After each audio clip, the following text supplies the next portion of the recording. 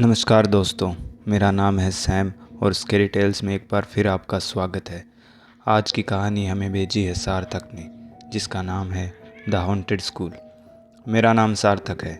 आज मैं आप लोगों के साथ मेरे गांव के भूतिया स्कूल में मेरे साथ हुए अनुभव को साझा करने जा रहा हूं। मेरे गांव का नाम मैं यहाँ नहीं बता सकता। दरअसल मेरे गांव में उस वक्त 3 स्कूल थे। तकरीबन 12 साल पहले जब मैं 13 साल का था, एक स्कूल हमेशा बंद रहता था क्योंकि वहाँ 4 बच्चों ने एक के बाद एक आत्महत्या कर ली थी। लेकिन मैं, मेरे दोस्त गोलू और काव्या कभी कभार उस स्कूल में खेलने चले जाते थे क्योंकि वह स्कूल बहुत बड़ा था। एक दिन शाम 4 बजे के आसपास मेरा दोस्त गोलू मुझे बुलाने आया। हम दोनों वहाँ से निकलकर काव्या के घर से उसे बुला लाई और फिर एक जगह बैठकर हमने उस दिन उसी स्कूल में जाकर खेलने का मन बनाया। काव्या समझदार लड़की थी, उसने वहाँ जाने से मना कर दिया, लेकिन फिर भी मैंने और गोलू ने उसे बहला फुसला कर चलने के लिए तैयार कर लिया। हम तीनों चोरी छिपे स्कूल में पहुंच गए। हम स्कूल के ग्राउंड में पहुंचकर विचार करने लगे कि क्या खेलें, तो इस पर गोलू ने सुझाव दिया कि आज लुका छुपी खेलते हैं। मैं और काव्या भी लुका छुपी खेलने के लिए तैयार हो गए। ढूंढने की बारी मेरी आई थी, सो काव्या और गोलू छुपने के लिए दौड़ गए। मैं 10 तक गिनती करके उन्हें ढूंढने लगा। समय शाम के शायद 5:30 बज चुके थे। मैं स्कूल बिल्डिंग के आसपास उन्हें ढूंढ रहा था, तभी एक कमरे की खिड़की से मुझे कुछ खुसफुसाहट की आवाज़ आई, लेकिन खिड़की शायद अंदर से बंद थी या जाम थी। मुझसे खिड़की खुली नहीं। जब मैंने खिड़की खोलने की कोशिश की तो अंदर से वो खुसफुसाहट की आवाज़ें आना भी बंद हो गई। मुझे लगा हो ना हो काव्या और गोलू इसी कमरे में छिपे हैं। मैं स्कूल बिल्डिंग के अंदर जाने के रास्ते पर पहुंचा और अंदर चला गया। अंदर से दाएं मुड़कर मैं उस कमरे की तरफ दबे पाँव से आगे बढ़ रहा था। अंदर काफ़ी अंधेरा था, लेकिन डूबते सूरज की कुछ किरणें खिड़कियों से अंदर रोशनी कर रही थी। मैं बिना आवाज़ किए उस कमरे के दरवाजे पर पहुंच गया और धीरे से उस कमरे का दरवाज़ा खोला, लेकिन दरवाजे पर ही खड़े होकर मैंने देखा कि अंदर कोई नहीं है। मुझे लगा शायद वो दोनों कहीं और जाकर छिप चुके हैं। तभी मेरे पीछे से स्पीड से कोई निकला। मैं एकदम मुड़ा तो पीछे कोई नहीं था और नए ही हॉल में मुझे कोई नज़र आया। तभी मेरे कानों में भारी कदमों से सीढ़ियों पर चढ़ने की आवाज़ पड़ी।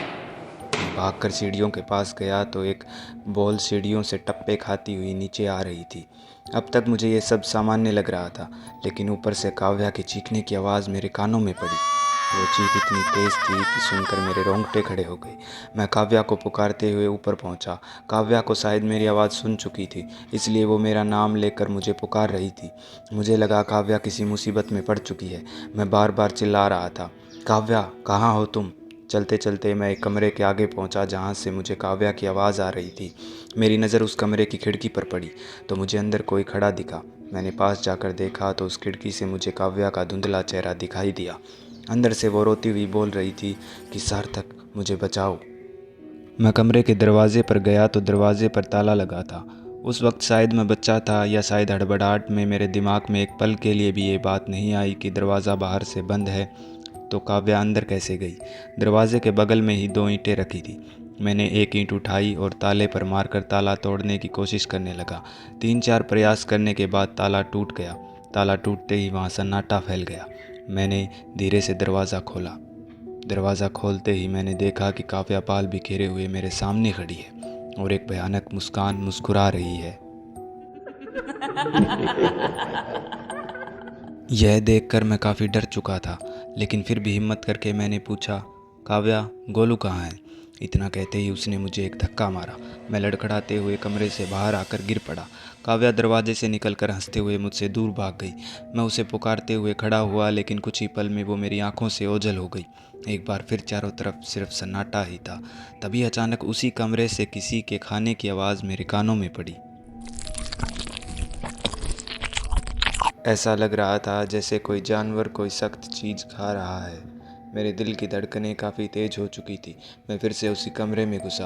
अंदर जाकर मैंने देखा कि कोने में गोलू मेरी तरफ पीट करके कुछ खा रहा था, लेकिन मेरे देखते ही वो रुक गया।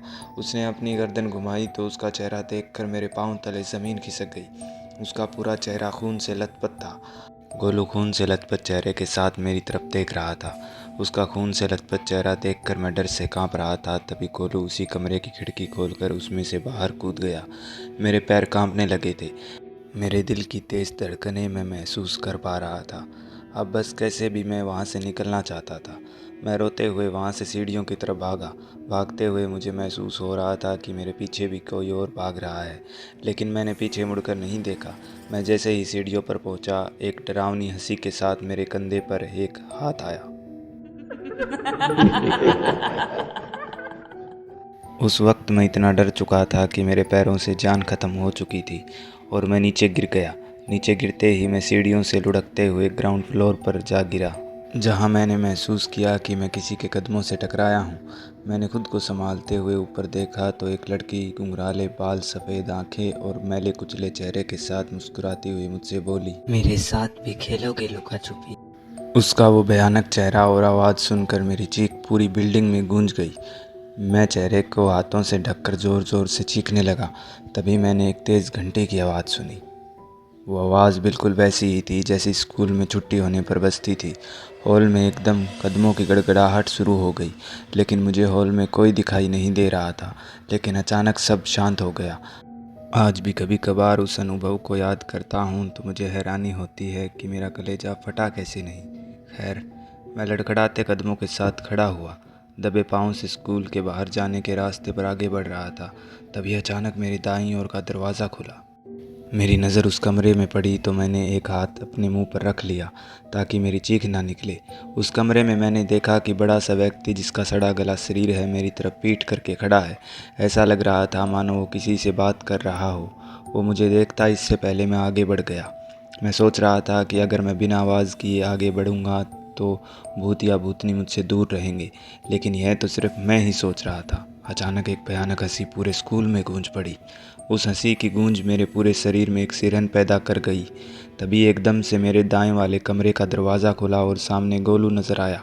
मैं गोलू की तरफ मुड़ ही रहा था कि मेरे बाएं वाले कमरे से काव्या निकल कर आई और उसने मुझे धक्का दे दिया और मैं गोलू वाले कमरे में गोलू के आर पार निकल कर गिर पड़ा। अंदर एक लाश पंखे से लटक रही थी और 3 काव्या जैसी लड़कियां जिनके लंबे लंबे नाखून थे, बिखरे अनसुलझे से बाल और काले दांतों से वो हर एक कोने में खड़ी होकर मुस्कुराए जा रही थी। उस वक्त डर के मारे मेरी सांसें अटक गई थी। मुझे लगा अब मैं मरने वाला हूँ। मैं बेजान होकर गिरा तो बहुत सारे कदमों की आहट मेरे कानों में पड़ी। मेरी बंद होती आंखों ने देखा कि मेरे माता पिता व कुछ अन्य लोग उस कमरे में दाखिल हुए और तभी मैं बेहोश हुआ। आंखें खुली तो मैं घर था। काव्या और गोलू भी थे। उन्होंने बताया कि वो स्कूल के अंदर गए ही नहीं। खैर, मैं अपने घर वापस आ चुका था। लेकिन दोस्तों, मैं आज भी वो किस्सा याद करता हूँ तो मेरे रोंगटे खड़े हो जाते हैं।